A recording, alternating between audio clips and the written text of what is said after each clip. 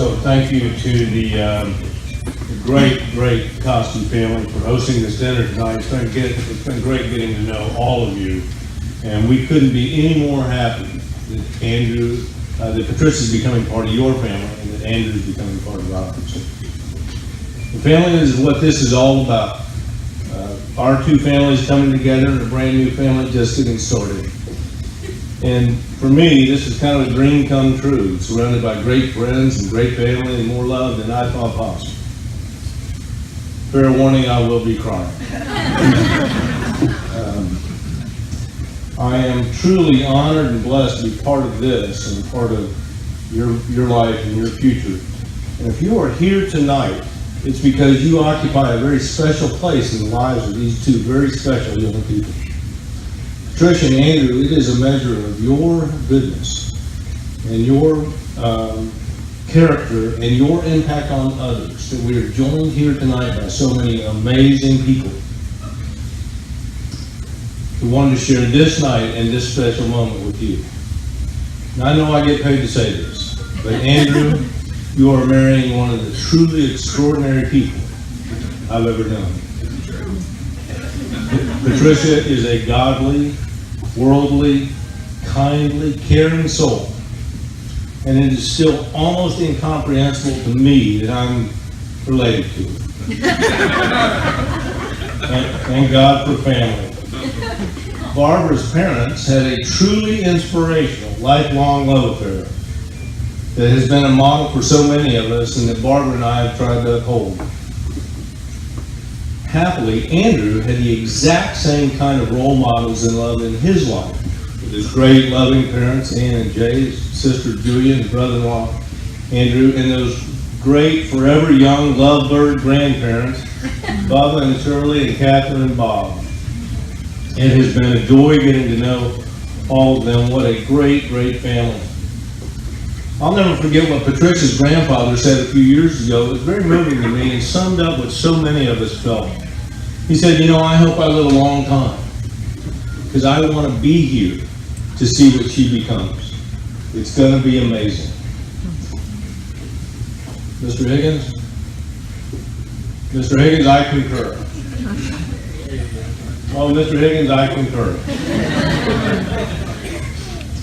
It is amazing, and I'm glad that we could both be here to share this special night. Now, Andrew, we have been hoping and praying for you for her whole life. We are so happy that she found you, her equal, her peer, her partner. And I will echo the sentiments of my father-in-law. I hope we live a long time to see where this new partnerships take you all and what your children become. And to quote her wise grandpa, it's going to be amazing. We are so pleased and so proud that God brought you into her life and that she brought you into ours. And Andrew, like I did 31 years ago, and your father and grandfathers before you, and like so many of us in this room, you just won the lottery. And while none of us can be exactly sure just when and where we got our golden tickets, for certain this is when you cash yours in. And man, what a prize. Take good care of it. You are one lucky son of a gun. And a little advice, if I might. Sit up straight, take good notes, and participate. Because time flies. In just a blink of an eye, this will be you up here, talking about your little girl. And that is life, treasure. And Andrew, like every father of the bride, deep down in places we don't like to talk about, I tried to hate you.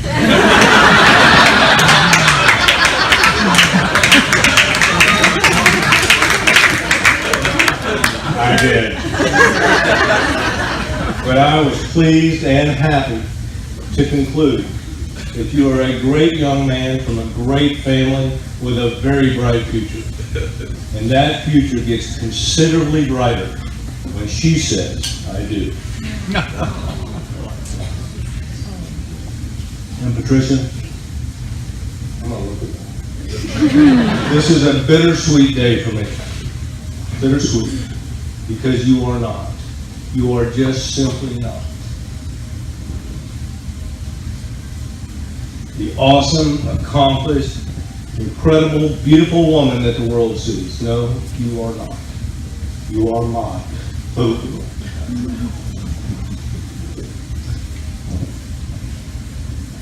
You can't actually be getting married. You can't because you're not 26 years old. For me, you will always be 8 years old at the grocery store in your Princess Jasmine costume, dancing up and down the aisles without a care in the world. You're not a big-time management consultant. You're that cute little girl lining up her dolls on her bed every night, Amy, Caroline, and Sarah, so that we could all say our prayers together. You're still the little general, 6 years old, commanding entire rooms of adults where to stand, what to say, and what to do. And they did it. You're still the middle school student body president, giving a graduation speech for the ages. You're one of the girls who stayed in Girl Scouts the whole time but called it Mrs. Brown so that no one would know.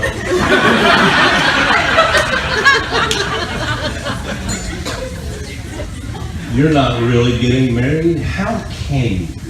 You're 12 years old, totally in love with dance, practicing all day, every day.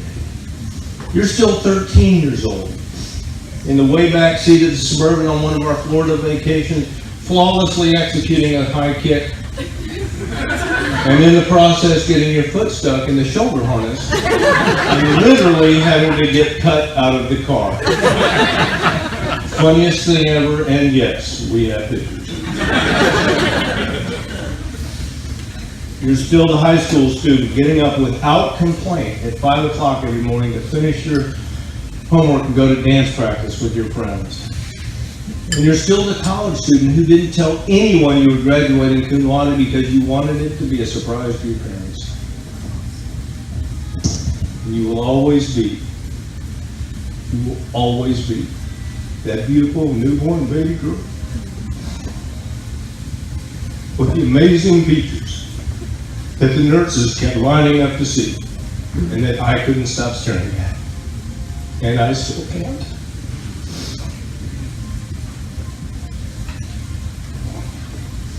But, of course, you can get married. You can.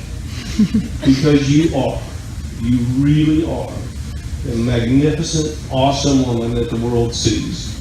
Beautiful inside and out. And now, having made me suffer through so many daddy-daughter dances, now we get to the only one that counts. I think it's only right and fitting that this will be our 12th daddy-daughter dance.